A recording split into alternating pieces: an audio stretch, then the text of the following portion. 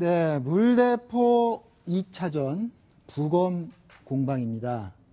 네, 여러분 잘 아신 대로 지난해 11월에 민중 총궐기 시위였죠. 네. 물대포에 맞아서 쓰러졌던 백남기 농민이 오늘 오후에 숨지셨습니다. 먼저 고인의 명복을 빌겠습니다. 사인은 급성 신부전증이라고 하는데요. 김단비 기자. 네. 그런데 오늘 백남기 씨가 사망한 뒤에 그 영안실 앞에서 몸싸움이 벌어졌다고 합니다. 어떤 내용입니까? 네, 민주노총은 이제 백남기 농민에 대해서 국가폭력에 의한 살인이었다 규탄하고 있습니다. 네. 그러면서도 이제 검찰의 부검 시도에 대해서는 강력하게 반대 입장을 표명하고 있는데요. 이 정부가 발생 원인을 환자의 기저질환으로 몰고 가고 있다라는 주장입니다. 그래서 부검을 해야 된다. 경찰 측은요. 네네. 또 피해자 측은 말아야 된다 이렇게 주장을 하는 거군요. 하종대 부국장님. 예. 그런데 보통 이런 사건이 나면 피해자 측에서 부검을 원하고요. 예. 경찰이나 수사기관은 좀 하고 싶지 않은 그런 경우가 많은데 이번 좀 다른 것 같아요. 그렇죠. 옛날에 우리가 민주화가 되기 전에는 대부분 어떤 사고사 이런 것들이 나오면은 대부분 국가기관, 공권력에서 빨리 부검하기 전에 화장을 하고 빨리 치우려고 이렇게 했던 데에 비해서 이제는 이제 민주화가 된 이후에는 오히려 우리의 시민단체 이런 쪽에서 부검을 원하지 않는다고 하니까 네. 이 세월이 많이 변했구나 이런 생각이 드는데요. 일단 백남기 씨 대책위에서는 지난해 11월 14일 네. 민중총궐기 1차 대회가 있었잖아요. 그때 네. 물대포에 맞아가지고 그때부터 이제 결국은 사경을 헤매다가 317일 만에 사망을 하게 된 건데 네. 부검이라고 하는 건 기본적으로 이렇게 됩니다. 그러니까 네. 사망을 오늘 했잖아요. 그럼 오늘 사망한 직접적인 원인이 뭐냐? 네. 결국은 어떻게 되냐면 오줌이 밖으로 잘 안 나오니까 네. 그것이 몸에 쌓여가지고 사망하게 됐다. 이렇게 나오게 되는 건데 그러니까 직접적인 사인을 가리는 데는 부검이 매우 유효하다. 그런데 어떻게 보면 백남기 씨 대책위에서는 이거는 317일 전에 결국은 물대포를 맞아가지고 그것이 여기까지 온 건데 네. 이 얘기만 기저질환 얘기만 하게 되면 결국은 물대포에 맞아서 사망했다는 것이 희석되는 거 아니냐. 결국 검찰이 사망 원인을 물타기하기 위해서 이런 부검을 하려고 하는 건 아니냐 이런 의혹 때문에 반대를 하고 있는 겁니다. 기저질환이라는 거는 원래 그 백남기 농민이란 분이 갖고 있던 질병 때문에 그렇죠. 사인이 됐다 이 얘기를 그 가족 측에 경찰 쪽에서는 하고 있다는 건가요? 그렇죠. 그러니까 평소에 갖고 있었던 기저질환이 있을 수 있고요. 네. 그다음에 물대포를 맞은 다음에 병원에서 1년 동안 계속적으로 중환자실에 있었기 때문에 네. 그 이후에 몸에 발생한 여러 가지 기저질환이 있을 수 있습니다. 아. 네. 여상원 변호사님, 네. 일단 양측의 다툼이 지금 있는 건데요. 이럴 때는 어떤 기준에 따라서 처리가 되게 되나요? 우리가 수사기관에서 죽음을 자연사와 변사 크게 두 가지로 구분합니다. 네. 그 자연사는 이제 나이가 들어서 자연스럽게 돌아가시는 거. 그 외에는 모두 변사입니다. 네. 자살도 변사고, 폭력에 의한 사망도 변사고.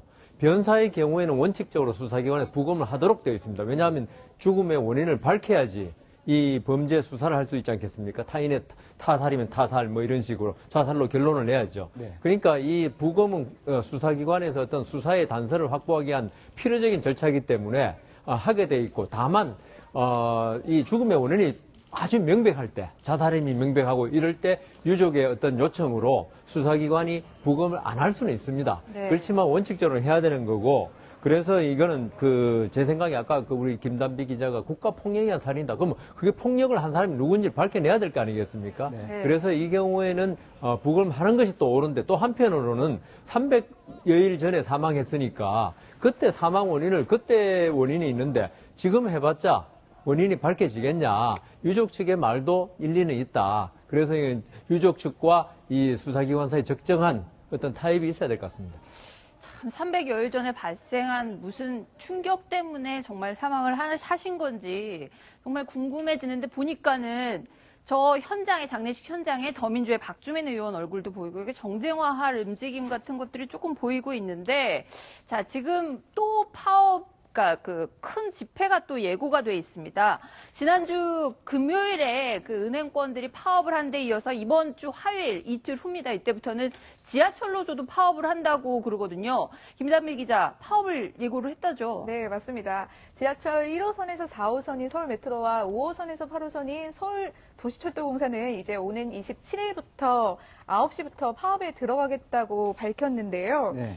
문제는 바로 이 파업의 주제는 정부의 성과 연봉제 도입 처리를 요구하는 파업입니다. 네.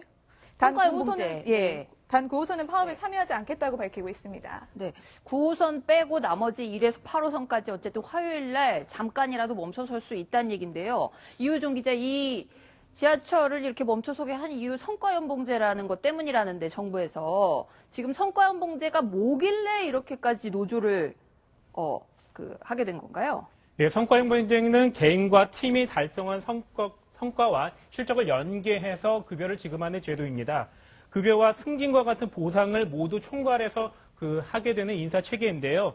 이란 기간, 직급, 학력 등 주된 보상 기준인 연공서열제와 다릅니다. 성과 연봉제가 고용 안정을 해치고 임직원 사이에 과당 경쟁을 유발하는 심각한 효과도 불려온다고 해서 노조 측이 이렇게 반발하고 있는 겁니다. 네. 그러니까요. 네. 기본적으로 얘기하면은 정부에서는 지금 박근혜 정부에서 4개 부문에 대해서 개혁을 하고 있거든요. 4대 개혁이라고 하거든요. 그중에 네. 금융, 그다음에 공공, 교육, 그다음 노동개혁 이 4가지가 있습니다. 그 중에 하나가 이제 여기 공공기관의 이제 개혁인데요. 네. 그것의 가장 핵심이 뭐냐면 성과연봉제입니다. 약 전체 연봉의 30%가량을 네.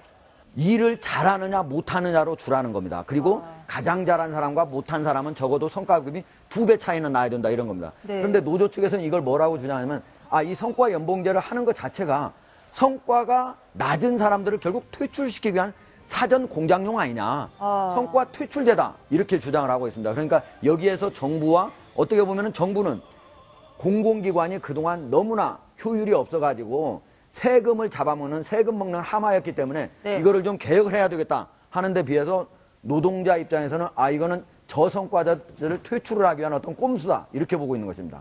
지금 어쨌든 노동계하고 정부의 갈등도 굉장히 커지고 있는데 박근혜 정부의 입장은 지금 말씀하신 것처럼 이걸 4대 개혁으로 추진하고 있기 때문에 한 발도 물러설 수 없다는 거거든요. 파업을 엄단하겠다는 방침을 지난주에 대통령이 밝힌 적이 있는데 직접 한번 들어보겠습니다.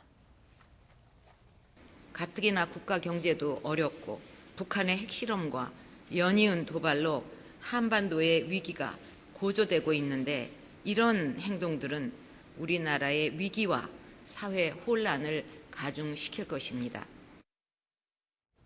자, 이틀 후에 지하철 노조도 파업을 한다고 하는데 과연 우리 시민들 불편을 어쨌든 최소화했으면 좋겠다는 바람이 들고요. 다음 사회 소식 하나 더 알아보겠습니다. 또 연예계의 성추문 스캔들이 터졌거든요. 조금 전에 그 당사자가 기자회견도 했습니다. 다음 소식에서 알아보겠습니다.